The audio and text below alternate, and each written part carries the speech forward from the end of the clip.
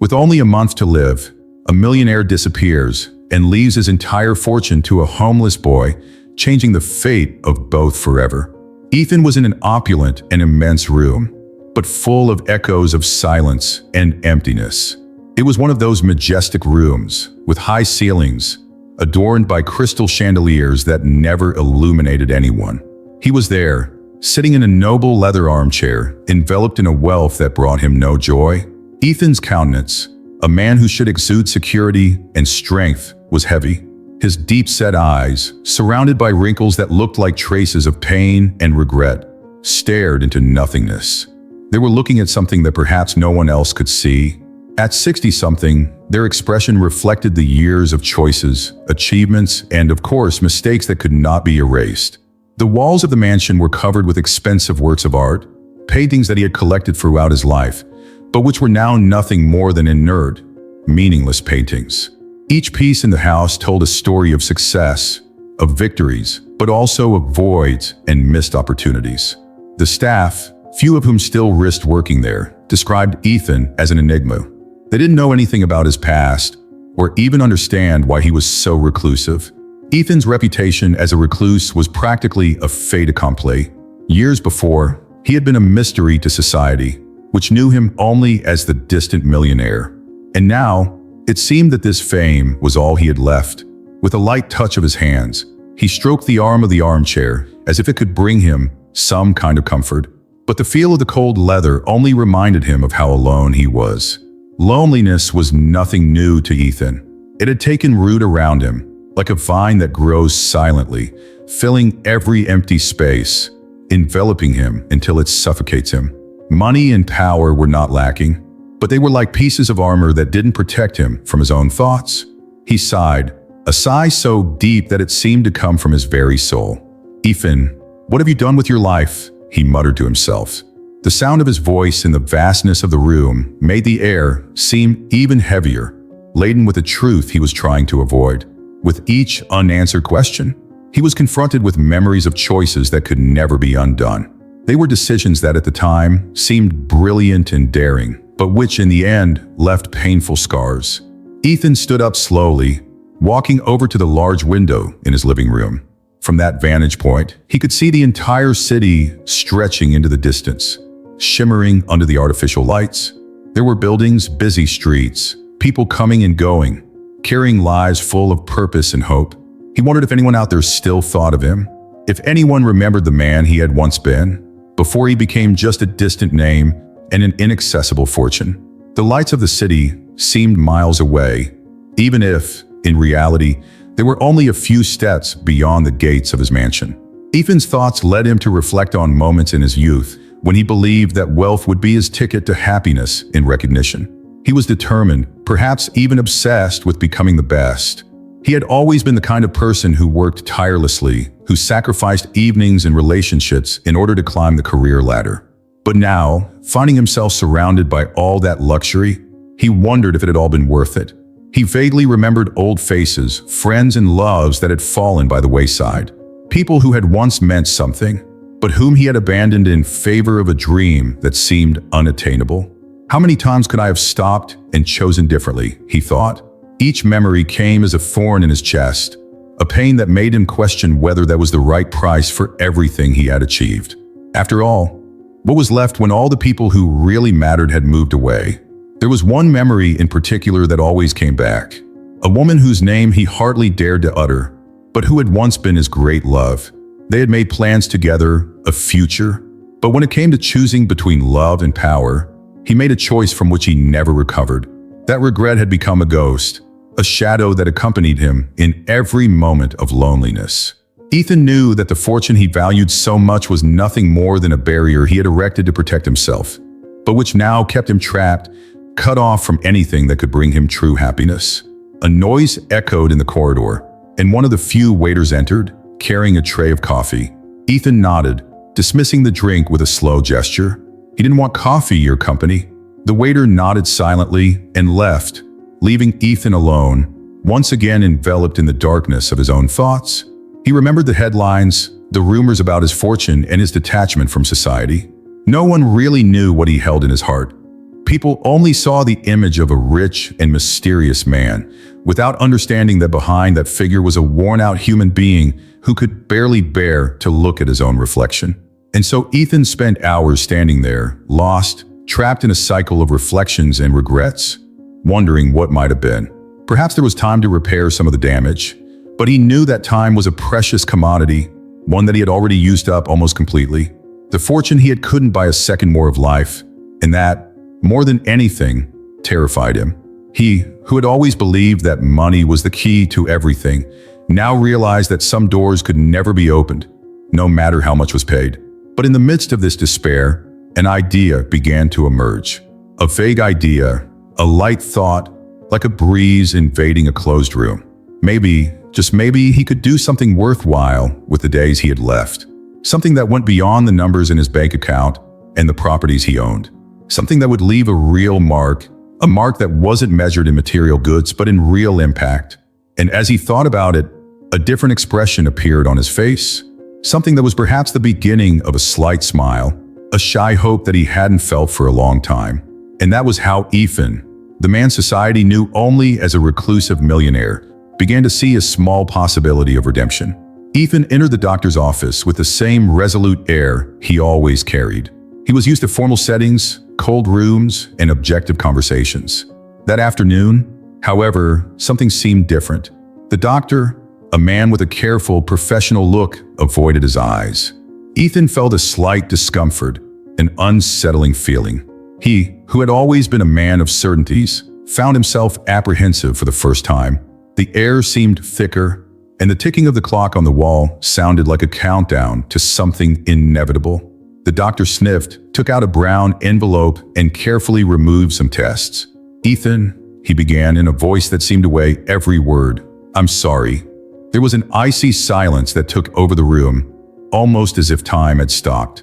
The millionaire, used to receiving only good news, stared at that moment with the incredulity of someone who had never imagined being faced with a sentence like this.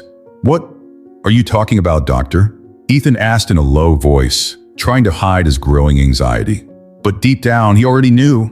The doctor gave him a pitying look, a look that seemed to contain the anguish of someone bearing the weight of devastating news. "Ethan," he continued, "the tests show that your condition is terminal. You have a maximum of 2 months to live." The words were spoken quietly, almost like a whisper. But for Ethan, they sounded like thunder, echoing in his mind relentlessly. He felt his body lose its firmness for a brief moment, as if the ground had disappeared beneath his feet. 2 months, just 2 months for a lifetime. A life that he had built with so much effort and, at the same time, with so many sacrifices. All the money, all the possessions, all the influence, none of it seemed to have any meaning in the face of that final sentence. He remained silent, absorbing the words, trying to process what he had just heard. That can't be right," he muttered, almost in himself. He looked around, as if searching for a way out, an answer, something to deny that brutal truth. The doctor kept his gaze down, respectful of the moment, but firm in his position. "I know it's difficult, Ethan," he said softly, "but we've done all the tests we can. It's only a matter of time." Ethan's mind began to wander, away from that hospital room, and, for a moment, he saw himself in a movie of his own life. He remembered every choice that had led him there, every moment when he had prioritized work, success, fortune, while relegating what really mattered to the background.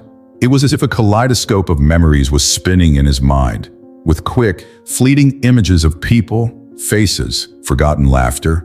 They were memories he had long tried to ignore, but which now came rushing back, mercilessly, reminding him of how much he had wasted in the name of an illusion. Without realizing it, he had begun to clasp his hands together, his gaze fixed on some point on the floor, lost between reality and the past. "And what can I do?" he asked in a hopeless voice. It wasn't a question to the doctor. It was as if he was asking the universe itself. The doctor sighed, used to seeing reactions of despair, anger, and denial. But Ethan didn't react with any of these. He just remained motionless, like a statue of himself. "Ethan, the truth is, it may be too late to try any treatment," said the doctor. And that sentence, more than any other, struck Ethan with indescribable pain. "Money can't buy everything, sir," the doctor added, with an honesty that seemed to cut through the air. That sentence sounded like a sentence, and it was something Ethan would never have admitted under any other circumstances. He had always believed that money was the key to any door, but now he was faced with a door that no fortune could open. With his vision still blurred by disbelief, Ethan stood up slowly, as if a colossal weight was pulling him down. Each movement seemed more difficult, as if his strength was drained by the brutal realization of reality. He nodded silently to the doctor, but his mind was far away. There were so many questions he wanted to ask, but no words seemed capable of expressing the depth of his despair. How was it possible that he, the man who had conquered everything, now had so little time? Where had he gone wrong? On the way back to his mansion, Ethan watched the city through the car window, as if seeing it for the first time. People hurrying around, cars passing by, children laughing. Everything seemed to take its course, indifferent to the fact that Ethan's life was on the verge of ending. He watched every detail, feeling a tightness in his chest. Every sound, every light, every anonymous face seemed like a reminder of what he had never valued. When he got home, he entered the mansion without saying a word to the staff. He climbed the stairs, each step weighing more than the last, until he finally reached his office. He sat down in his armchair and remained there, motionless, surrounded by memories of a life that suddenly seemed meaningless.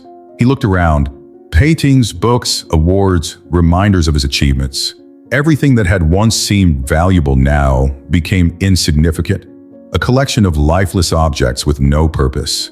And then he started talking to himself in a low whisper. What's the point of all this? What was the point of every sacrifice, every decision? His voice was shaky, almost like that of a man who has discovered that he has been wrong all his life. I've built an empire, but have I built a life? He asked, his voice breaking. He remembered every abandoned friendship, every broken bond. The fortune he had amassed now seemed like a burden he carried for no reason. It was too late to undo the mistakes, but perhaps it wasn't too late to try something different.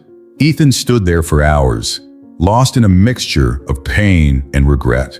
Every minute that passed reminded him that time was running out, and he, who had always controlled everything around him, now had no control at all. But somehow, in the darkness of his solitude, a tiny spark of clarity began to emerge. He realized that he still had a choice. He could spend his last days dwelling on the past, or he could try to do something meaningful. It was at that moment that he decided that, although time was short, he would not allow his life to end without purpose. He still didn't know what to do, but the idea of leaving a legacy, something that went beyond money, began to take shape in his mind. And for the first time in a long time, he felt a glimmer of hope, a hope that sprang from the desire to make a difference. In the silence of the night, Ethan made a decision. He was going to spend the days he had left to give his fortune a greater meaning. The night was cold and deserted, as if the city was shrouded in an uncomfortable calm. Ethan, who normally never left the house at this hour, found himself walking through the streets. A sharp breeze blew through his heavy coat, but he cared little for the cold. His thoughts were far away, sunk in reflections that outweighed the icy wind. Every step seemed to echo in the empty streets as he walked aimlessly, just following the impulse to get out and away from it all.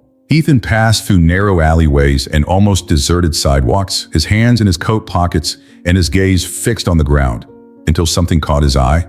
In the corner of a gloomy alleyway, next to a pile of worn cardboard and garbage, stood a small figure, shrunken and trembling. He stopped, frowning, trying to understand what he was seeing. It was a boy, no more than 12 years old, wrapped in rags that barely protected him from the bitter cold that night. The boy was crouched in a corner, his face hidden between his knees, seeking some kind of warmth in the dirty cardboard that surrounded him. At first, Ethan kept his distance, just watching. He didn't know exactly why, but that boy stirred something in him, something he hadn't felt for a long time. Perhaps it was the expression of helplessness, the fragility, or simply the situation of abandonment that he knew so well but tried to forget. The scene touched a dormant part of his heart, a part he had long since locked away. That boy, he shouldn't be here alone in the cold, Ethan muttered, almost to himself, without realizing he was speaking out loud. For a moment, he thought about walking away, going on his way. After all, he didn't usually get involved in the city's woes. but something kept him from turning away. It was as if he were trapped in that moment, as if the boy were a mirror of his own loneliness, but in an even more raw and painful form. Seized by a strange impulse, Ethan took a few hesitant steps closer. The boy, sensing his presence, raised his head and looked at him with large, suspicious eyes. They were eyes that, despite their youth, carried a sad wisdom, an experience that shouldn't belong to a child. Ethan noticed the deep circles under her eyes, her pale face, and her cracked lips. He felt a tightness in his chest, as if he saw something he could no longer ignore. "What are you doing here alone?" Ethan asked, trying to keep his voice low and calm. The boy continued to stare at him, without answering. He was used to adults ignoring him, or worse, shooing him away, as if he were a pest to be avoided. But that man, even in silence, didn't seem to despise him. The child looked away, embarrassed, hugging his own body tighter. Ethan waited for an answer, but there were no words. Only a short, hoarse sigh escaped the boy's lips as he tried to curl up even tighter, seeking what little warmth he could in the scraps of cardboard.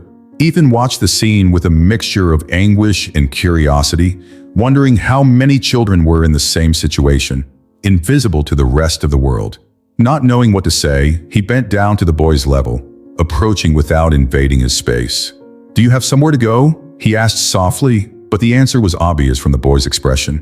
The boy's sad eyes met his again, and Ethan felt a shock, as if he were facing a part of himself that he had tried to erase. He had once been a boy like that, alone, lost, trying to survive at any cost.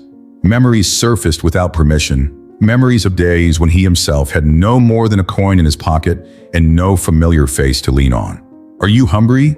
Ethan ventured another question, this time pulling a note out of his pocket and handing it to the boy. But the boy just looked at the money without moving. He didn't seem to trust it, as if that kind gesture was just another one of the illusions that had already been offered to him and then taken away. Ethan felt a lump in his throat, realizing that money, the one thing he had always thought would solve everything, wasn't enough to break through the barrier of that child's mistrust. I'm not going to hurt you," he said, his voice breaking. He heard himself saying these words and realized how empty they sounded. Why would that boy believe him? He was just a stranger, someone he could simply ignore and move on with his life without looking back. But even so, he was still there, somehow feeling that this moment, this meeting, was important. It was as if he had been drawn to that alley by an invisible force, as if fate was showing him something he needed to see. Ethan lowered his hand, putting the money back in his pocket, and stood up, not knowing what else to do. For a moment, he was silent, just watching the boy. No words could break through the wall between them. The icy wind blew, and Ethan felt the cold penetrate his clothes. But he knew that this boy must be suffering even more, with nowhere to go, no one to protect him. He was there, exposed to the indifference of the world, just as Ethan felt inside, exposed to the indifference of an empty life.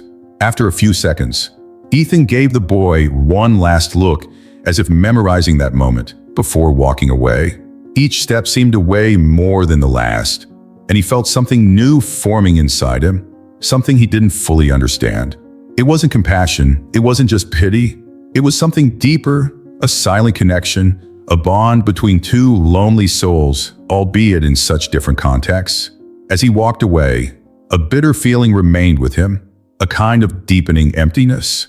He knew that that brief and apparently insignificant encounter had planted a seed of change within him. There was something about that boy that reminded him of what really mattered, something he had lost over the years and somehow felt he needed to recover. Ethan spent days wrapped up in a restlessness that he couldn't fully understand. The encounter with the street kid had marked him in a way he hadn't anticipated.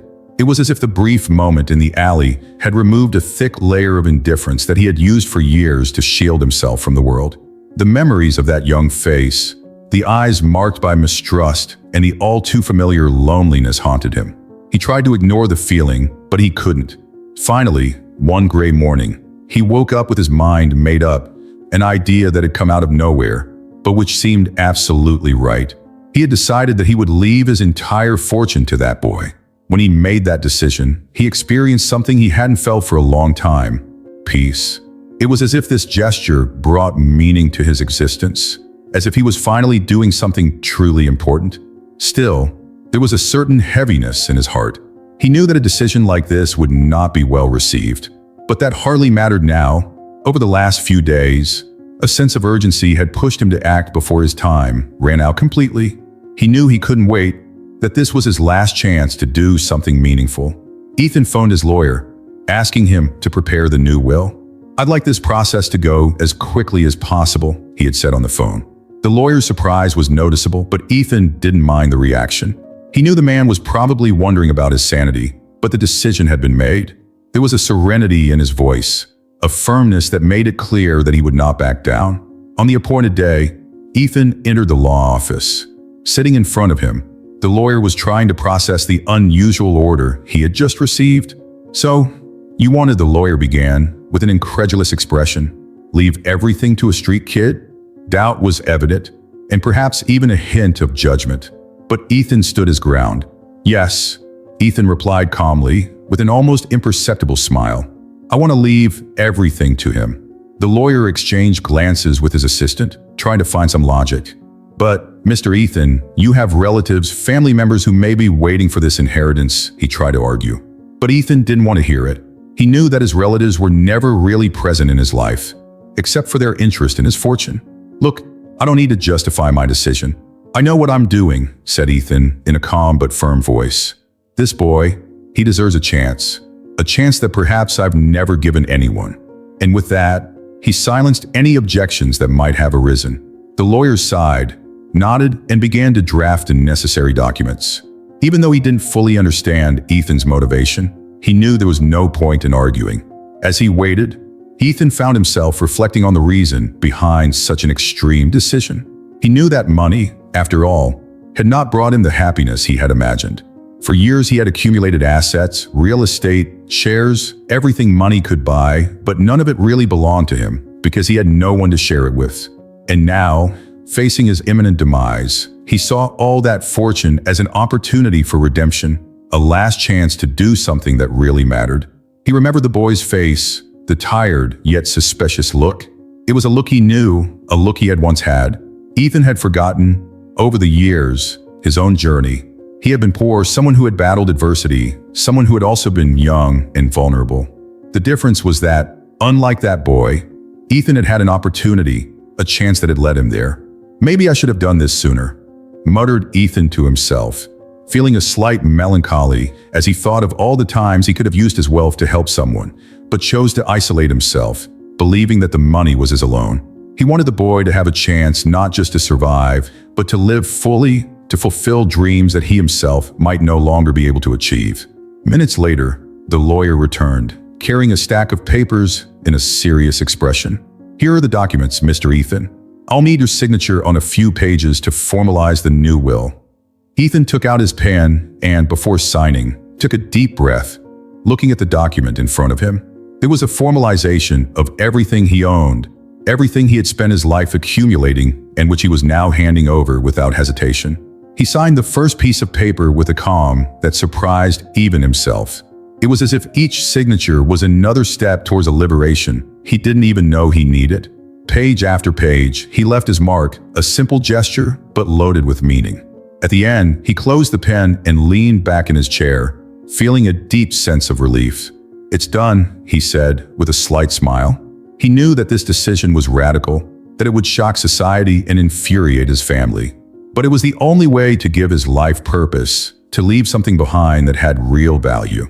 The lawyer watched, still not fully believing what had just happened. But Ethan didn't care what he thought. He felt a genuine peace, a serenity he hadn't experienced for a long time.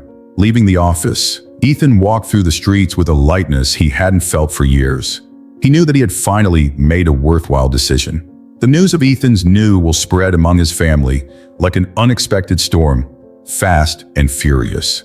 At first, many didn't believe it, thinking it must be some kind of rumor, a misunderstanding. But when confirmation arrived, the reaction was immediate and fierce. They gathered in one of the family mansions, a place where, on rare occasions, they were all together. The atmosphere was heavy, as if a dark cloud hung over everyone. Faces red with anger, furious looks, and constant muttering filled the room. "How was this possible?" shouted Lydia, one of Ethan's nieces, slamming her hand on the table so hard that the sound echoed off the walls.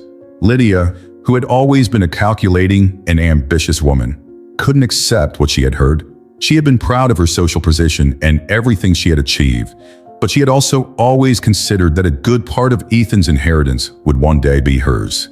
Now it all seemed to slip out of her hands like sand. He wasn't in his right mind. "That has to be it," muttered David, Ethan's cousin, with a dark look on his face.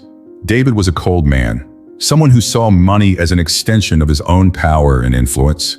The idea of losing his share of the fortune to a stranger, to a street kid nobody knew, seemed an unforgivable affront. "A beggar?" he questioned, with an expression of pure contempt. How could he leave everything to a nobody? He was manipulated. "That had to be it," added another voice, some more distant cousin. "That boy must have done something, some blackmail, some trick. Who in their right mind would give their entire fortune to a stranger?" The voices grew louder, like a chaotic symphony of anger and greed. No one there bothered to hide their frustration. For them, Ethan's inheritance wasn't just an expectation. It was a right, something they had always assumed belonged to them. After hours of intense discussions and unfounded accusations, someone finally suggested concrete action. "We need to prove that this was manipulation," said Lydia, rising from her seat. "We'll hire a detective. We'll investigate this boy, find out everything about him. If there was any kind of coercion, blackmail, or trickery, we'll get the courts to annul this absurd will." The proposal was met with nods of approval. For them, it was more than reasonable. It was a necessary step. The family decided to act immediately. They couldn't waste any time. They knew that the faster they moved the pieces, the better their chances of reversing the situation. So they hired one of the best detectives in the city, someone experienced and discreet, to delve into the boy's past and find out any detail that could be used against him. Meanwhile, news of Ethan's inheritance spread among the family's acquaintances and high society.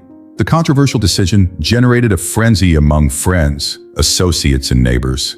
Everyone seemed to have an opinion.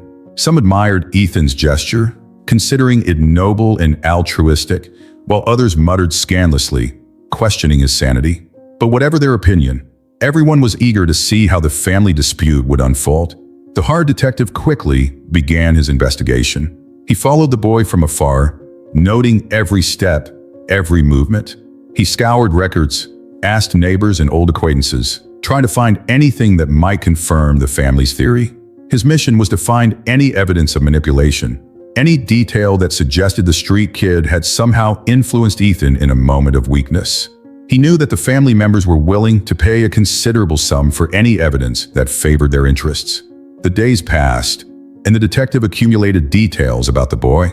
He observed the way he interacted with other people, his old habits of surviving on the streets, and, above all, his reaction to learning that he would be receiving his inheritance. It was clear that the boy didn't fully understand the situation he was in. He seemed disoriented, almost in shock, as if he didn't know how to deal with the attention and sudden pressure that now weighed on his shoulders. But despite all the investigation, the detective found no evidence of manipulation. The boy's story was simple and straightforward. He was just a young man who had survived on the streets on his own. Someone who had no idea who Ethan was until that chance encounter. There was no manipulation, blackmail, or any indication that he had planned to benefit from Ethan's fortune. The detective gradually began to realize that Ethan's decision might not have been the result of outside influence, but of something much deeper and more personal. This conclusion didn't please the family at all. Every update the detective provided, confirming the simplicity of the boy's story, was met with skepticism and indignation. "It's impossible. He must be hiding something," Lydia insisted, refusing to believe that a man like Ethan could make such an extreme decision on his own. "There's something we're missing. It has to be." But deep down, they began to realize the truth. The fortune they so coveted was, in fact, out of their reach. Ethan's choice was not an impulsive decision or the result of manipulation. It was a last act of will, a gesture that showed a side of the man they had never met. And as this reality solidified, the family members' initial anger turned into bitter frustration, a sense of powerlessness that none of them were prepared to face. Even so, they didn't give up. Driven by greed and a sense of injustice, They kept pushing, looking for loopholes in the law, legal alternatives to contest the will. The family wanted to prove, at any cost, that this boy was not worthy of a single penny of Ethan's inheritance. It was a battle not only for money, but also for wounded pride, for the refusal to accept that a stranger had become the heir to everything they considered rightfully theirs. The family conflict escalated, creating tension for everyone involved. The situation turned into a vicious dispute where greed and vanity took precedence over any memory of who Ethan really was. The boy's life changed completely in a matter of days. One moment he was sleeping in alleyways and sharing scraps of food with other homeless people. The next, he was being transported in luxury cars, surrounded by people who spoke a different language to the one he knew. It was as if he had been transported to a new and unknown world, a world he had never imagined he belonged to. On the first day after the inheritance became official, he was taken to one of the best clothes stores in town. The salesman measured him from head to toe, analyzed him with trained eyes, and brought out a selection of impeccable suits, silk ties, and pristine white shirts. But for the boy, the experience wasn't comfortable. He felt small and out of place. The elegant clothes were like a fantasy, something he wore to please others, but which didn't reflect who he really was. "Try on this suit, sir," the salesman suggested with a rehearsed smile, holding out a dark gray piece with precise cuts. The boy looked at it with a mixture of curiosity and apprehension, almost as if he were looking at something from another world. He put the suit on slowly, with cautious movements, looking at his reflection in the mirror. There he was, looking completely different, as if he were someone else. But when he looked deeper, he still saw the eyes of the boy who slept on the streets, the eyes of someone who knew what it was like to be cold and hungry. "It's strange," he muttered, observing the fit of the suit on his body. He felt trapped, as if the clothes carried expectations that he didn't know if he could fulfill. The tie in particular bothered him. It felt like a tight rope around his neck, an uncomfortable and suffocating sensation. After putting on what seemed like armor made of expensive fabric, he was taken to a high-class restaurant. As he entered, he noticed the controlled silence, the conversations murmured in a low, discreet tone, the sound of fine cutlery touching porcelain plates. It was the opposite of everything he knew. On the streets, the sound was shouting, laughter, loud voices trying to stand out. Here, every sound seemed calculated, and he felt that all eyes were on him, as if they knew he didn't belong there. "Sir, would you like to look at the menu?" asked the waiter with a slight smile. The boy looked at the menu he had been handed, but the printed words were a mystery. The names of the dishes were either in a foreign language or full of sophisticated words he had never heard before. He tried to understand what he was reading, but everything seemed like an enigma. He felt lost, ashamed that he couldn't even choose his own food. "I'll have whatever you think is best," he answered shyly, handing the menu back to the waiter. The man nodded and left, leaving him alone once again, surrounded by opulent, cold surroundings. The boy looked around, seeing rich, well-dressed people with expressions of satisfaction and pride. He tried to understand how they felt comfortable there, while he felt like a fish out of water, someone who was only there because of an error of fate. When the food arrived, he stared at the plate with curiosity. They were small portions arranged elegantly, as if they were works of art. He wasn't sure where to start. He picked up the fork and knife, but his movements were clumsy, and he soon realized that he wasn't using the cutlery in the right way. A few people around him noticed and watched him discreetly, but enough to make him feel even more uncomfortable. Despite everything, the taste of the food was something he had never experienced before. It was an explosion of complex and intense flavors, but he couldn't concentrate fully. His mind wandered, wondering how it was possible to be there, living something that had always seemed unattainable. Yet, even surrounded by luxury and comfort, he felt empty. There was a hole inside him, a feeling that money and wealth couldn't fill. After dinner, he was taken to a hotel room that looked like a palace. The walls were covered in golden wallpaper, and the ceiling had marble details. The bed was huge, covered in sheets that looked like silk, but as he lay down, he didn't find the comfort he had expected. He missed the familiarity of the streets, the noise, even the hard surfaces on which he lay. There, in that soft, silent bed, he felt even more isolated. The luxury around him felt like a barrier, something that separated him from everything he knew. As he stared at the ceiling, The boy's mind went back to his past, to life on the streets, to cold, lonely nights. He thought of the times he had made do with a single simple meal, of the friendships he had made with other street kids, people who understood his pain and his struggle. Now, he was in a place that most people would consider a paradise, but it all seemed fake, an act that didn't represent him. Money gave him access to unimaginable places and things, but it didn't bring him what he was really looking for: belonging and purpose.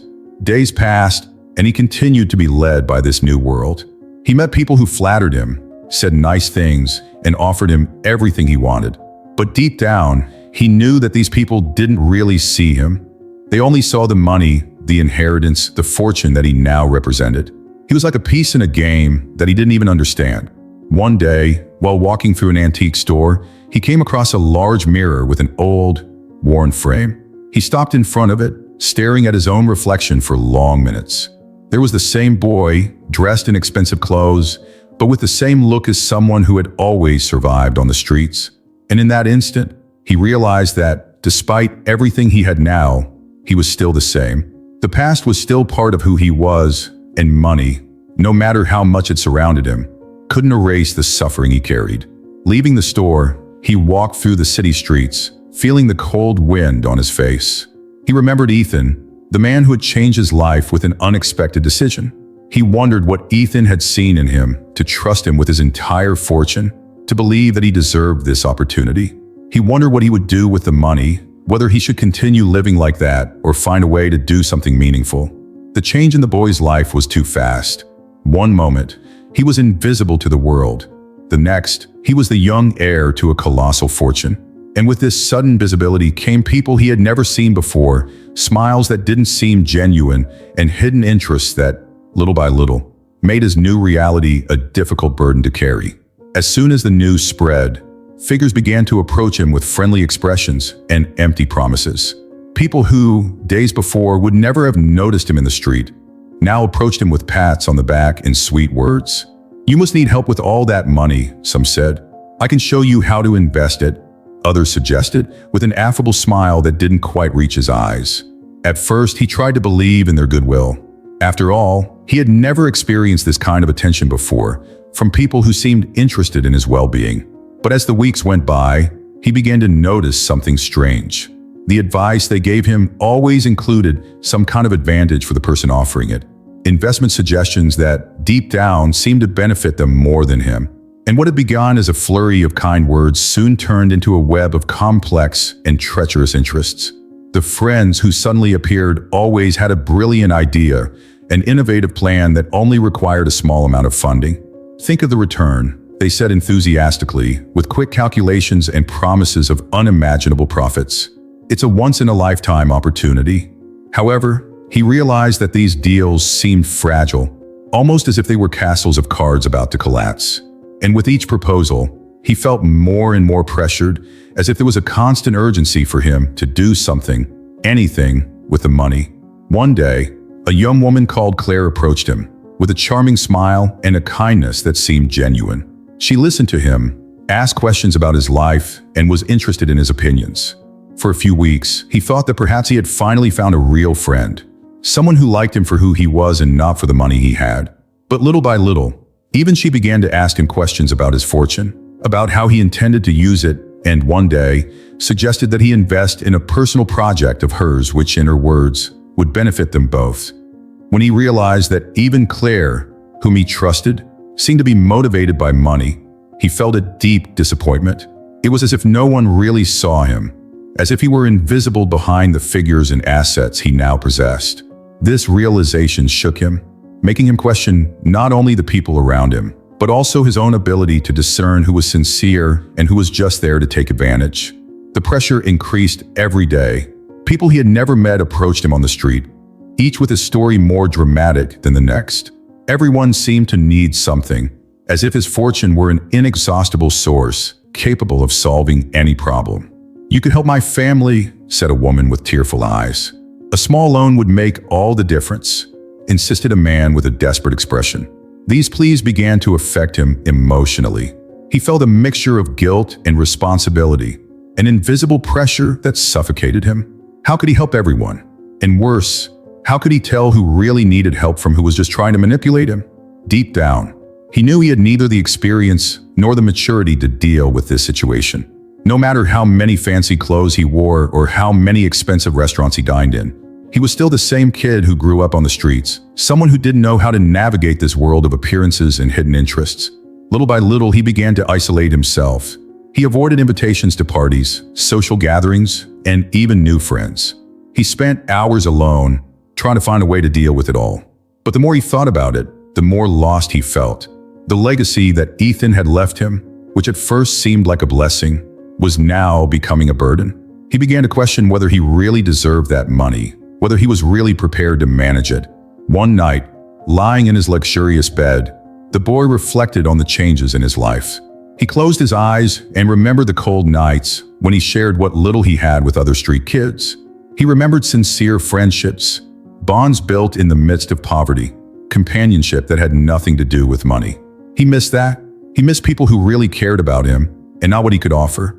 He stood up, walking around the room in silence, lost in thought.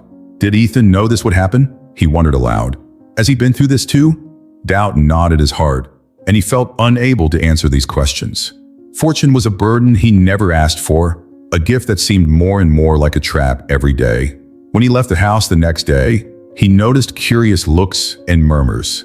The whole town seemed to know who he was, as if he was in the spotlight all the time. And again, the false friends and profiteers appeared, with smiles and carefully calculated words, trying to get close. He noticed the looks, the expressions that had envy and contempt.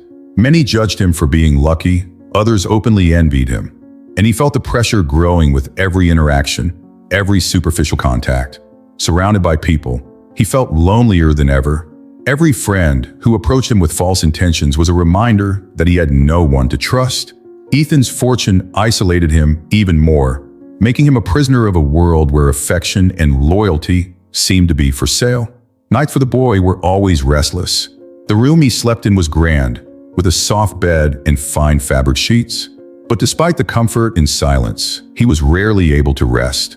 Instead, the darkness brought back memories he tried to forget, fragments of a past full of pain and abandonment.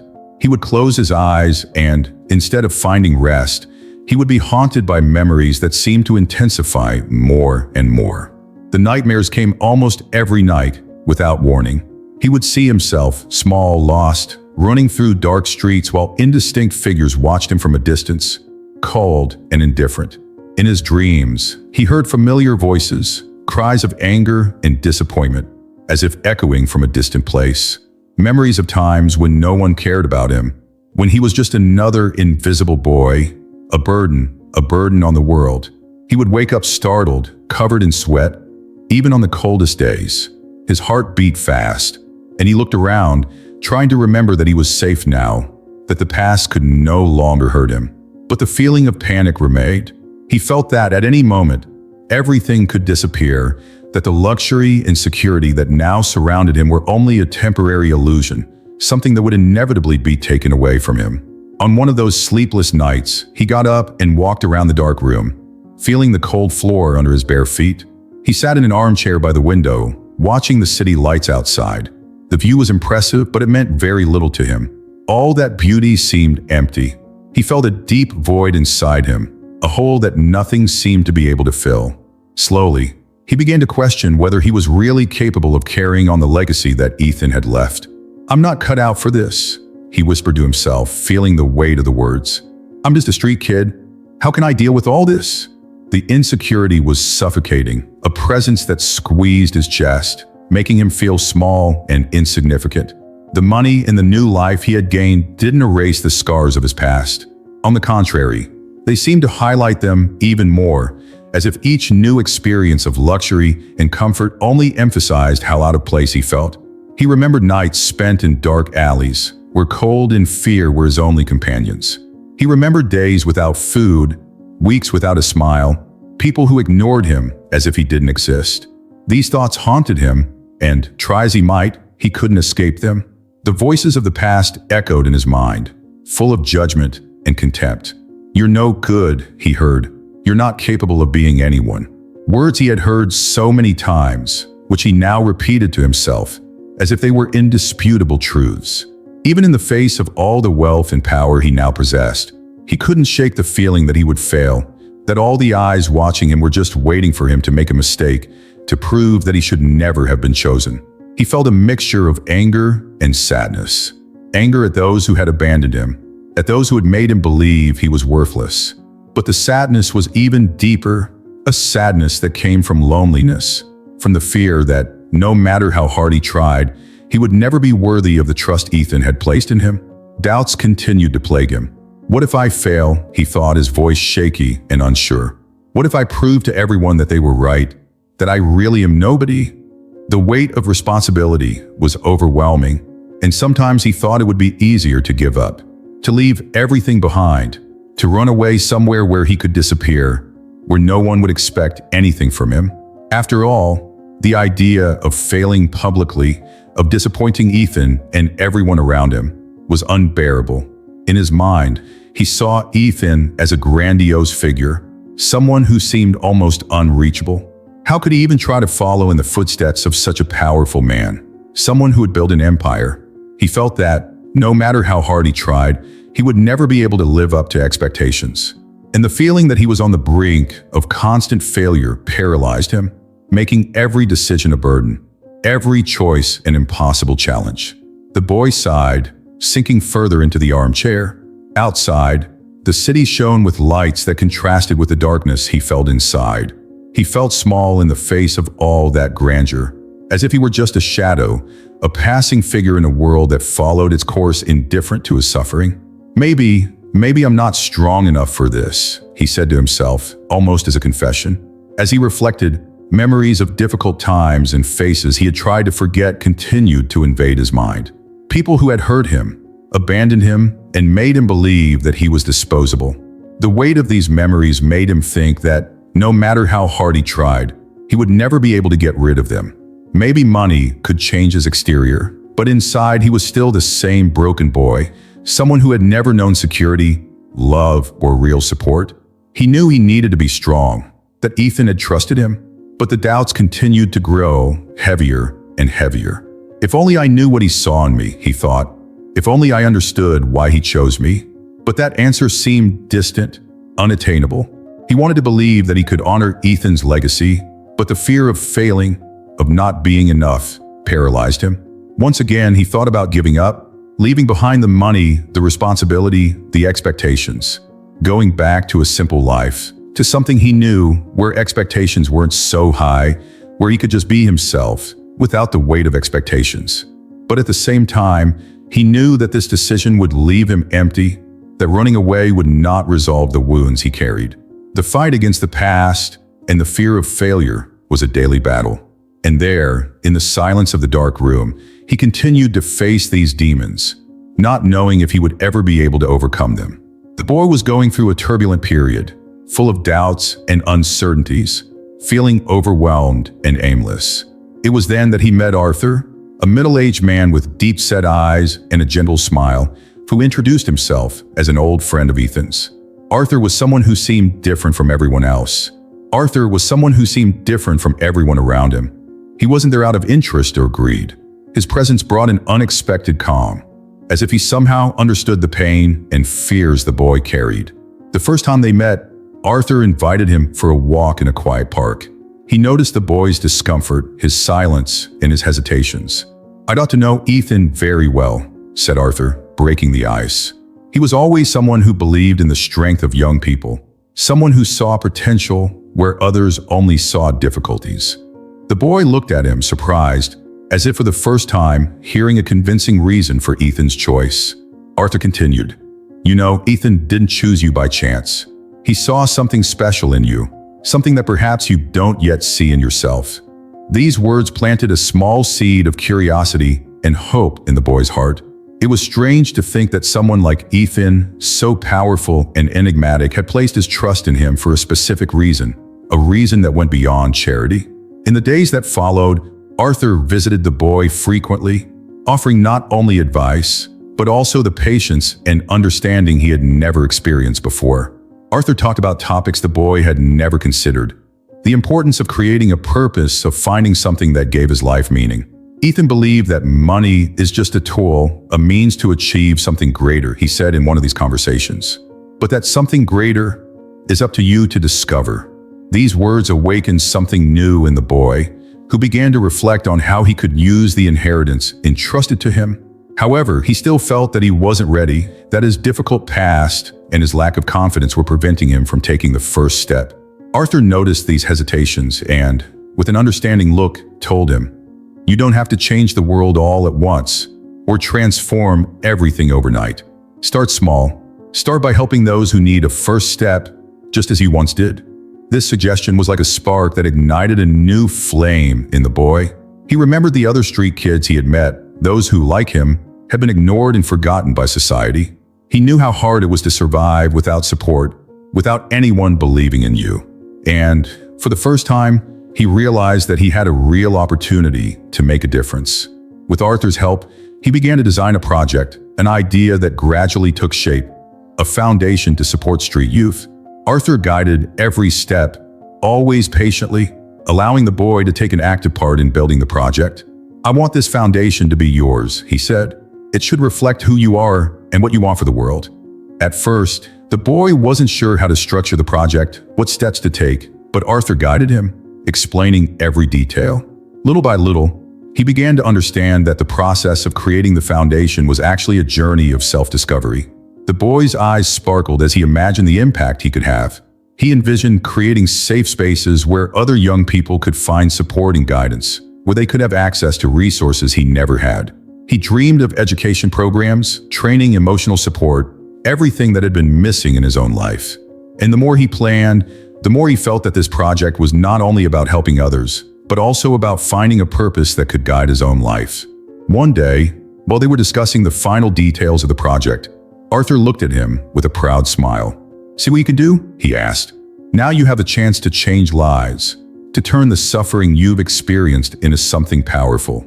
The boy was silent for a moment, absorbing those words. He had never thought that his pain could be used to build something positive, but there in front of Arthur and with the foundation taking shape, he felt that perhaps he could turn his wounds into strength. When the foundation was officially launched, the boy looked around, seeing the result of weeks of work. The foundation's name was simple but meaningful, something he had chosen himself, Chance for All. He knew that what he was offering there was exactly what he himself had wanted when he was still on the streets, a chance, an opportunity for a fresh start. During the opening ceremony, Arthur watched him from afar with a discreet, satisfied smile. He saw the sparkle in the boy's eyes, a renewal of hope and confidence that had previously been lost. And at the end of the ceremony, Arthur approached him, putting a hand on his shoulder. "Ethan would be proud of you," he said in a calm, sincere voice. "This is the legacy he wanted to leave to the world, and you've made it a reality." Hearing these words, the boy felt a mixture of emotions. It was as if, for the first time, he really belonged to something bigger. This project not only connected him to Ethan's legacy, but also gave him a reason to move forward, a purpose that went beyond any fortune or material comfort. That night, as he reflected on his journey, he realized that Arthur's presence in his life had been fundamental. Arthur had guided him when he needed it most, offering him not only advice, but also the example that true wealth lay not in material goods, but in the lives we are able to touch. And finally, the boy understood that his new purpose was, more than anything, a way of transforming the past into a source of hope for the future. He knew that from then on, every young person who found support, every story of overcoming that was born from the foundation, would also be part of his own story of redemption. After creating the Chance for All Foundation, the boy discovered that this was only the beginning. With Arthur's support and the experience he was gaining, he began to dream of something even bigger, an expansion that could offer real and lasting opportunities for street youth and those who, like him, had been left out by society. One winter's afternoon, while walking around the foundation's premises, he stopped in front of a board where he had sketched out a series of ideas for new projects. It was a large board covered in notes, diagrams, and small drawings. There were his plans to open new support centers and create education programs that could provide a solid foundation for the young people assisted by the foundation. He wanted more than just to help them survive. He wanted to give them the tools to build a future of their own, a life different from the one he had known. "We're going to create educational centers in areas of high vulnerability," he said during a meeting with the foundation staff. "I want these young people to have access to vocational training courses, to opportunities to learn practical skills that they can use to support themselves." Next to him, Arthur listened with pride, seeing how this boy, once insecure and reclusive, now spoke with conviction and determination. A few days later, during a visit to one of the centers that had just opened, he met a group of teenagers attending a computer class. They looked at the computer screen with curiosity and a touch of fear, as if that world of technology and possibilities was something unattainable. Noticing their hesitation, he approached and sat down next to one of the young people. "Don't worry," he said with an encouraging smile. "I didn't know anything about computers either until recently." The young people stared at him in surprise. They hadn't expected someone in his position to have experienced difficulties like the ones they were facing. Little by little, he began to share some of his story, telling them about the nights he spent on the streets, the cold, the hunger, and the feeling of abandonment. "I know what it's like to have no one to support you," he confessed, his voice quiet but full of emotion. "But I also know that it's possible to change, that we all deserve a chance to do something different." The young people listened attentively, their eyes shining with a mixture of hope and identification. Those words, coming from someone who had lived through what they had lived through, had a special weight, as if each sentence were a promise that, yes, the future could be different. Little by little, he began to realize the impact his words had. It wasn't just the foundation's money that mattered. It was his very presence, his story, the fact that he was one of them, someone who had overcome similar obstacles. It was this connection, this authentic bond, that made the young people believe that they too could change their lives. He realized that by sharing his story, he was giving them something he had never had before, an example that transformation was possible. Over time, the foundation's expansion project continued to grow. He dedicated himself to establishing partnerships with local companies, offering internships and training programs for the young people he served. "I want you to have real experiences," he said at a meeting with a group of teenagers, while explaining the new training programs. "I want you to know what it's like to work, to gain experience, and, above all, confidence." One of the most striking scenes happened when one of the young people, a boy called Luis, approached him after a talk. Luis was shy, almost invisible among the others, but he found the courage to approach. "Do you think I can get something better too?" he asked, his voice low and full of doubt. The boy looked at him, seeing in his face the same uncertainty he himself had felt so many times in the past. "Of course you can, Luis," he replied firmly. "If I did it, you can too, and I'm here to help you do it." These words touched Luis deeply, and he realized that he wasn't alone, that he had someone by his side. Since then, Luis has attended every course available, determined to change his own life. With every young person he met, he felt his purpose grow stronger. He wasn't just an heir to a fortune. He was an agent of change, someone who could transform lives. The pressure and doubts that had once plagued him now dissipated, replaced by genuine determination. He saw the reflection of his own past in every story he heard, in every glance he encountered. Meanwhile, the expansion project continued. He dreamed of opening support centers in other cities, taking the foundation to places where the needs were even greater. Every new step he took, every young person he saw overcoming their own challenges, was like a confirmation that he was on the right track. The Chance for All Foundation had become a support network that not only offered shelter and food, but also knowledge, hope, and the possibility of a fresh start. One evening, after a long day at work, he met Arthur again. They sat together, reflecting on what they had built. Arthur looked at him with a quiet smile. "Do you have any idea of the impact you're making?" he asked. The boy humbly shook his head. "I just want them to know that they have a chance, something I never imagined I'd have."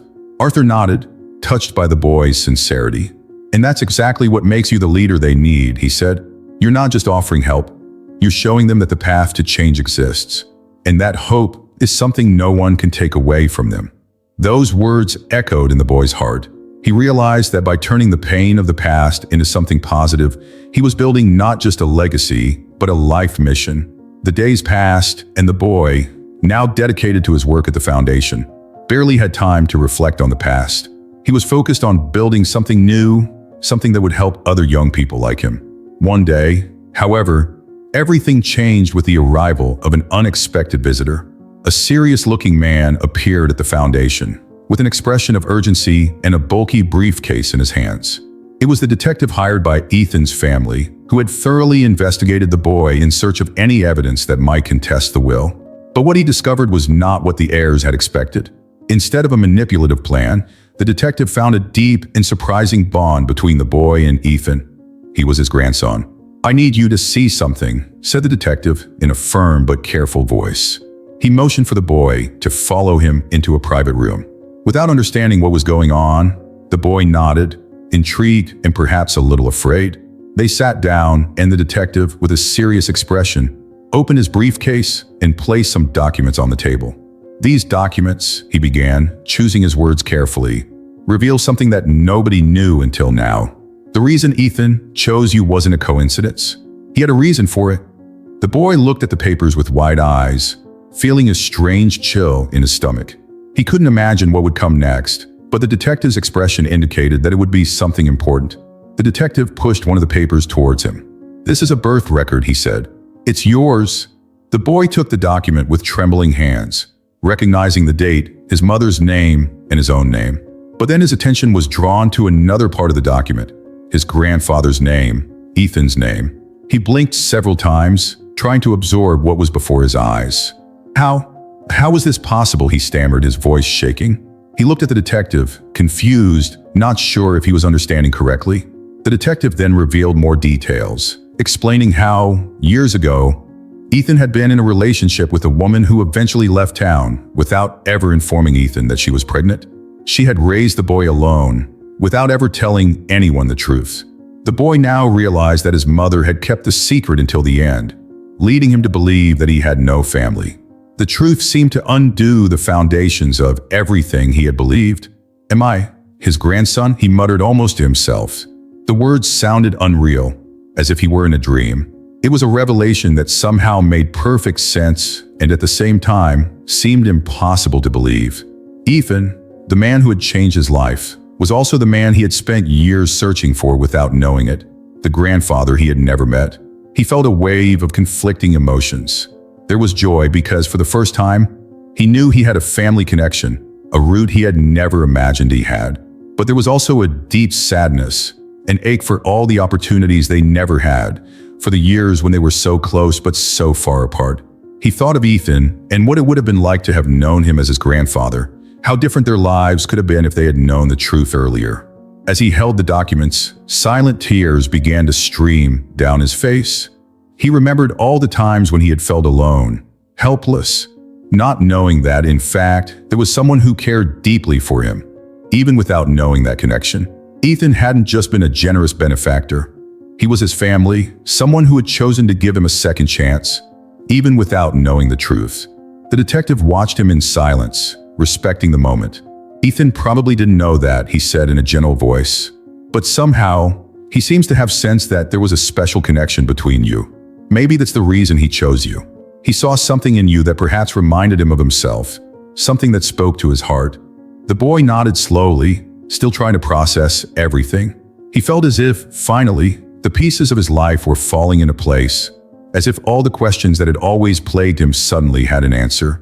He felt a new kind of peace, a sense of belonging that he had never experienced before. It was as if he could finally understand why Ethan had chosen him, why he had entrusted him with his life's legacy. After a while, he looked up at the detective and said, "Thank you for bringing this to me. I guess in a way, I needed to know." The detective nodded and left, leaving the boy alone to absorb the implications of his discovery. Alone in the room, he ran his fingers over the documents, reflecting on all the times he had felt lost, as if his life had no meaning. Now he realized that there had always been a greater purpose, a connection that he had been unaware of. And in that instant, the work he had been doing at the foundation seemed to take on a new dimension, a new purpose. He wasn't just carrying on the legacy of a benefactor. He was honoring the memory of someone who, without knowing it, was part of his own history. That night, he decided to write a letter, something he knew Ethan would never read, but which somehow seemed necessary. He felt he needed to express his gratitude, not just for what Ethan had done, but for the fact that he had chosen him, that he had trusted him, even without knowing the truth. With pen in hand, he wrote, "Ethan, I never knew that we were really connected. I never knew that you were a part of me. But now that I know, I feel like I can finally understand why you gave me this chance. You trusted me, and that's something I'll never forget. Everything I have built so far, all the lives I had the chance to touch, are reflections of your legacy, of your generosity. I promise to honor your name and everything you've done for me. And I also promise that I will do everything so that other young people, just like me, can find a way, a chance to be someone. Thank you from the bottom of my heart. Thank you for being who you were, for seeing me, even when I was invisible to the rest of the world. With all my gratitude, your grandson." When he finished, he felt a deep sense of relief. He now understood why he had been chosen, and this inspired him even more to continue his work. A few days after discovering his true connection to Ethan, the boy received an old envelope brought by one of the millionaire's lawyers. "Ethan left this for you," said the man, with a respectful expression. It was a letter written by Ethan before his death. A last message, a will that wasn't about material goods, but about a deeper kind of inheritance, an inheritance of values, lessons, and reflections. The boy looked at the envelope with a mixture of reverence and nervousness. He already knew, in part, what it meant to carry on Ethan's legacy, but now he would have the chance to hear directly from the man who had transformed his life, to understand what was going through his mind in his final moments. He sat down in a quiet spot in the foundation and carefully opened the envelope. Inside, Ethan's handwriting was strong and precise, but carried a slight tremble, as if each word was the fruit of deep, heavy emotions. Ethan's letter. "My dearest, if you are reading this, then my time in this world has come to an end, and it is time for you to receive something that I believe is more important than any fortune. I know that the decision to entrust you with my entire inheritance was unexpected, and perhaps, at one time, even unfair in the eyes of many. But I want you to know that in making this choice, I saw something in you that I saw in myself many years ago. I spent my life looking for something that would complete me. I thought that success and money would give me purpose, but I found out the hard way that I was wrong. I achieved everything money can buy, but lost what really mattered. I carry regrets that all the gold in the world can erase. When I saw him for the first time, alone and determined to survive, I remembered who I was. I remembered a young man who also knew the harshness of life, but who never had anyone to reach out to. I saw in you the strength I so longed to find in myself. You reminded me that, in the end, it's not material things that define us, but the people we touch and the lives we change. I chose you because I want you to have the chance I never had, the chance to build something that really matters, to create a legacy that goes beyond the material. I want you to be more than I was. I want you to find a redemption I've sought for so long. And most of all, I want you to know that you are not alone, that you have within you the power to do something extraordinary, something that no amount of money can buy. I wasn't a perfect man, far from it, and maybe that's why I've made this choice, so that something good can be born from the mistakes I've made. I apologize for the paths I've failed to follow, for the people I've left behind. But seeing you, I feel that I can still do something right, even indirectly. I hope that you will use this opportunity to do what I couldn't. May you be a light where I was a shadow. May you offer support where I was absent. And, above all, may you never lose sight of who you really are, even if the world around you tries to impose something different on you. Please look after this legacy not as a burden, but as a mission. I have confidence in you. I know that you will be able to find your own truth, your own path. And in doing so, you will not only be honoring my memory, you will be creating your own story, one that I hope will inspire others to believe in the possibility of change. With all my gratitude and faith, Ethan. As he finished reading, the boy felt Ethan's words echo directly in his heart. Each sentence seemed to reverberate his own doubts, his own fears, but it also lit a flame of hope. The letter wasn't just a last message. It was a passing of the baton, a recognition that the boy was more than an heir. He was someone in whom Ethan had placed all his hopes for redemption, an extension of the old millionaire's dreams and regrets. For a few minutes, he was silent, absorbing every word. Emotion consumed him, and he felt silent tears streaming down his face. But they were tears of a different kind, tears of understanding, of acceptance. It was as if he finally understood the true purpose of his new life. Money, which had once seemed like a burden, now took on a new meaning. He wasn't there to use it only for himself, but to build something that would honor Ethan's sacrifice and regrets. Inspired by the letter, he decided that he would intensify his efforts at the foundation, but with a new focus. Now, every project, every initiative would not only be a response to the present, but also a tribute to the past. He wanted every young person served by the foundation to have the chance to find purpose, to feel a sense of belonging, to find support where the world only showed abandonment.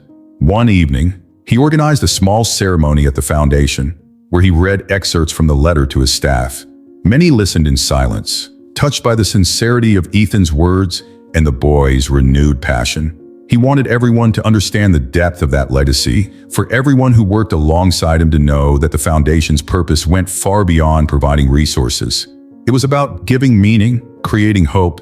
After the reading, he looked at the group, feeling strengthened. From today onwards, our every action will be a tribute to what Ethan believed in, he said in a voice that carried conviction and emotion. We're going to show these young people that even when the world turns its back on them, there's still a way, there's still a future. Ethan's letter, carefully stored in a simple frame, was hung in the foundation's entrance hall.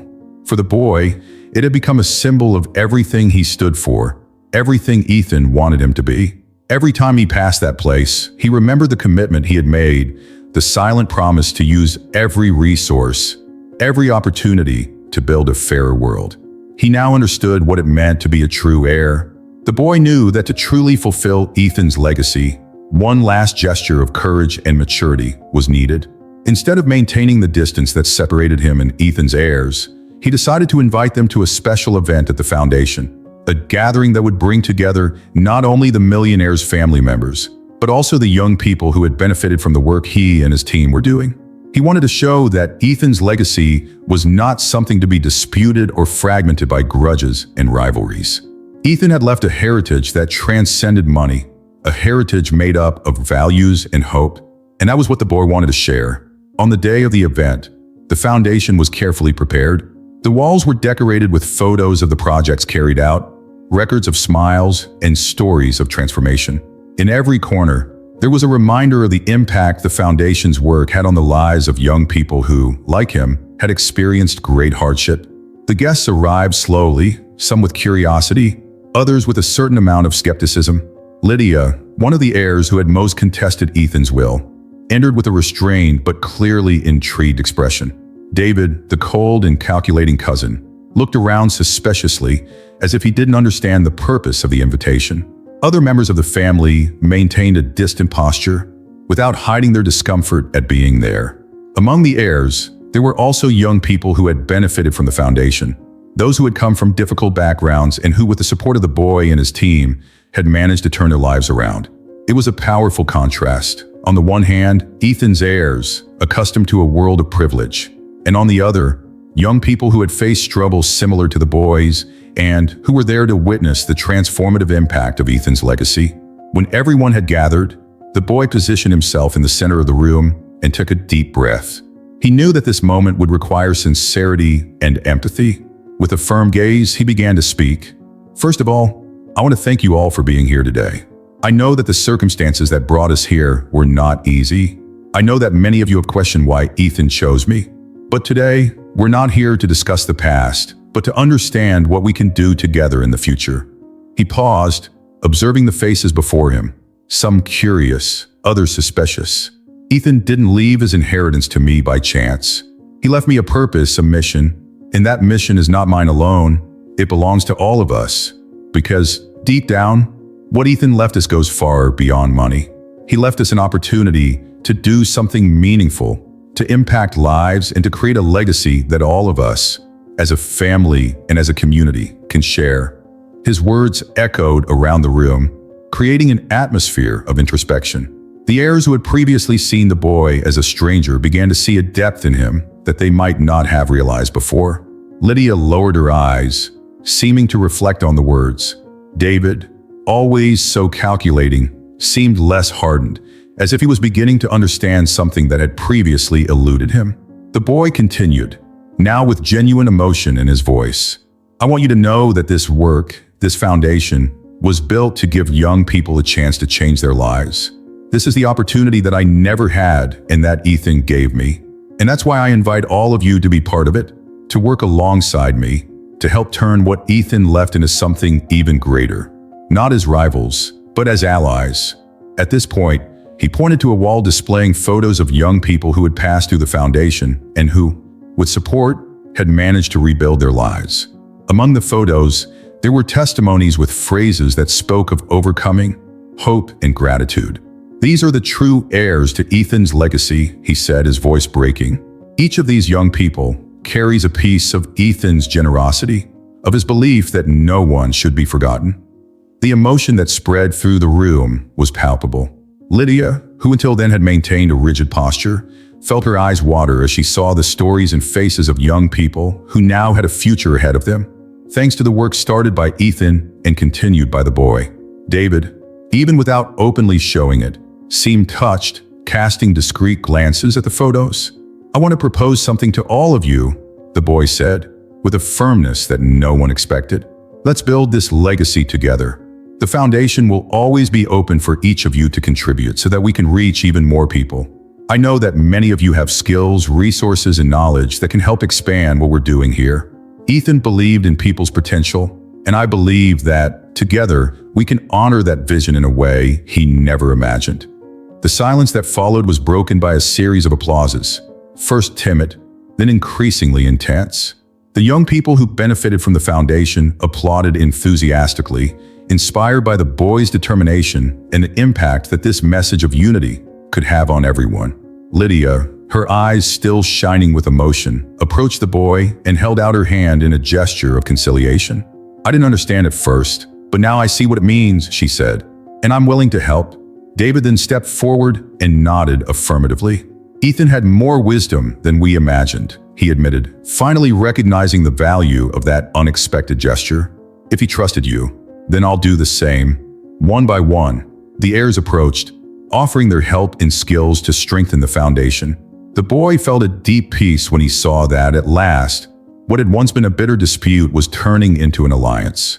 He saw that there, in the space built by Ethan's kindness and repentance, a new family was being born, no longer united only by blood, but by the commitment to make a difference. That night, the Chance for All Foundation was filled with a renewed energy. It was an atmosphere of reconciliation and shared purpose. Young people, heirs and team members chatted and shared stories, ideas and smiles. Ethan was somehow present there, in every gesture of goodwill, in every outstretched hand, in every look of understanding. And as he watched the scene, the boy understood that he had kept his promise to Ethan. He wasn't just honoring a legacy, he was creating a new one, which, with the help of everyone present, would transcend time, becoming a force for change and hope for future generations. As the months passed, the Chance for All Foundation became a reference point for transformation in the community. The boy, now at the head of a consolidated support network, saw the impact of his actions grow exponentially. What had once seemed like a distant dream was now materializing into real and lasting changes in the lives of young people who, like him, had experienced difficulties and challenges. Each project he started felt like a new chapter in his story of overcoming. And when he saw the results, he felt something he had never fully experienced: fulfillment. One sunny day, he was walking around the foundation's premises, observing the movement and energy that filled the place. The first scene that captured his attention was that of a group of young people gathered in one of the classrooms. There, they were learning not only practical skills such as computer science and electronics, but also developing confidence in themselves, something that in the past seemed unattainable for many of them. He quietly entered the room, and soon one of the instructors, with a smile on his face, greeted him. "It's always an honor to have you here. These young people have a lot to thank you for." When the students noticed him, they looked at him with admiration and affection. For them, he was not just the director of the foundation, but an inspiration, living proof that destiny need not be determined by the difficult circumstances of the past. As he watched the attentive faces and smiles of these young people, the boy felt a deep emotion. He recalled his own past, the nights on the streets, the days of hunger, and realized that his story now served as an example and hope for others. This brought a sense of purpose that dispelled any doubt or fear he might still carry. In another sector of the foundation, he found a space especially dedicated to family support. There, the families of the young people served had the opportunity to take part in talks and workshops on topics such as financial education, emotional support, and the importance of dialogue. He observed a mother sitting with her teenage daughter, holding her hand and smiling proudly as they discussed the new opportunities they were both discovering. The scene was particularly touching for the boy. He knew the value of a present family and someone who believed in you, something he himself hadn't had for much of his life. And seeing these families united and empowered made him realize that the foundation not only helped young people, but also strengthened bonds and renewed hope in every home it touched. In the foundation's courtyard, a circle of young people formed around a former beneficiary, now an instructor. He told stories of his journey, sharing what he had learned and how the foundation's support had changed him. When I came here, I had nothing, and look at me now. Today, I'm able to help you follow a better path, to make different choices. You too can achieve whatever you want, he said, with passion evident in his voice. The boy watched the scene with quiet pride, realizing that the foundation's work not only transformed individual lives, but created a cycle of support and inspiration. Each young person who overcame their difficulties became a source of inspiration for others, multiplying the foundation's impact in a way he could never have imagined. As he walked through the corridors, he passed a wall on which several letters and testimonies from young beneficiaries and their families were pinned up. He stopped to read some of them, and each word seemed to carry a world of emotion. "Thank you for believing in me when no one else did," said one of the letters. "Thanks to the foundation, I got my first job and now I can help my family," said another. These words moved him deeply because he knew how much each young person there represented a battle won, a story rewritten. At the end of the day, he went to a small meeting room where Arthur was waiting for him. His mentor, always patient and wise, looked at the boy with admiration. "You've done something extraordinary here," said Arthur with a warm smile. "Not many people can turn their pain into such a powerful force." The boy nodded, still absorbing Arthur's words. "I think I've finally understood what Ethan wanted when he chose me," he replied, his voice calm and full of understanding. "It wasn't just an inheritance, it was a life mission. An opportunity to make the world a fairer place, at least for those who had no choice in the beginning." Arthur put his hand on his shoulder, like a proud father. "You didn't just fulfill Ethan's legacy, you've elevated it to something much greater. This foundation is now a symbol of hope, and you were the heart of it." From that moment on, the boy knew he was no longer alone on his journey. He had an entire community of people around him who believed in his mission, and, most importantly, he had the support of young people, families, and staff members working alongside him to build a better future. As he reflected on his new perspective on life, the weight of the past began to dissipate. The pain, difficult memories, and loneliness now seemed part of another life, a life that had been transformed by the strength of his resilience and the love he had finally found. Time passed, and that boy who once wandered the streets was now a mature and resolute young man. Every step of his journey had shaped him in a unique way, and now he faced the future with a quiet but unwavering determination. The weight of his past, the hardships, the cold nights, and the loneliness had become a force that drove his actions. He had understood that his mission wasn't just about honoring Ethan's legacy. It was about being a guardian of that legacy and the values it represented. He had become, in the eyes of the community, a symbol of overcoming, a living example that, regardless of circumstances, it was possible to rewrite one's own destiny. But he wasn't looking for recognition or applause. He knew that his role was much deeper and more subtle. As the guardian of Ethan's legacy, he was dedicated to preserving and expanding the work entrusted to him, not just as an act of gratitude, but as a life mission. One sunny morning, he got up earlier than usual. There was an important event at the foundation, a ceremony where young graduates of the educational programs would receive their diplomas and certificates. It was a special moment for him, because each diploma represented a story of struggle, a new possibility for someone who, like him, had faced difficult times. As he walked to the venue, he looked at the young people gathered, seeing in each of them a piece of himself. As he stepped onto the makeshift stage, he felt the attentive gaze of everyone present. It was a diverse audience. Young people who had benefited from the foundation, their families, members of the community, and some of Ethan's former heirs, who were now joining the project as partners and supporters. With a serene expression and a slight smile, he began to speak. "Today is a day of celebration, but also of renewed commitment," he said, with a voice that carried conviction and restrained emotion. "Each of you here represents the true value of Ethan's legacy, a legacy that is not in money or possessions, but in lives transformed, in opportunities created, in dreams that once seemed distant." He paused, taking a deep breath as he looked at each face in front of him. "When Ethan trusted me, he gave me something that goes far beyond an inheritance. He gave me a mission, and that mission, I realize now, is not mine alone. It belongs to each one of you, to each person who passes through this foundation and finds a new chance." As he spoke, his eyes met those of some young people he knew well, young people who had difficult histories, but who, with the support of the foundation, were now taking steps towards a brighter future. He remembered his own uncertain steps, the fear he had felt, the doubts that had almost paralyzed him. And when he saw the glimmer of hope in the eyes of these young people, he felt certain that every effort, every sleepless night, every difficult decision had been worth it. After the ceremony, he retired to a quieter corner of the foundation, where he usually went to reflect, observing the well-kept garden and the movement of people around him. He thought about what the future still held.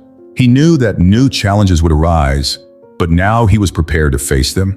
There was no longer any fear or uncertainty, just a sense of purpose that gave him the strength to move forward. Arthur, his mentor, approached silently and stopped beside him. They both watched the foundation move in silence, a quiet complicity between them. "You know Ethan would be proud, don't you?" asked Arthur, with a soft tone and an approving smile. The young man nodded, without needing any more words. He knew it, he felt it in every part of him. Ethan would have been proud not only of the foundation's success, but of the personal transformation he had achieved, of the way he had found strength in pain and purpose in adversity. The real legacy Ethan left wasn't the money, he continued, reflecting aloud. It was the impact he knew he could make, the power to transform lives. And that's what I want to keep doing. I don't want his legacy to be something static, frozen in the past. I want it to grow, to multiply, to touch lives he couldn't even have imagined. Arthur, with an admiring look on his face, replied, "That's the spirit of a true guardian. Someone who understands that the value of a legacy is not in numbers or assets, but in each life we help to improve." Arthur's words were like a seal, a confirmation that he was finally where he was meant to be, doing what he was meant to do.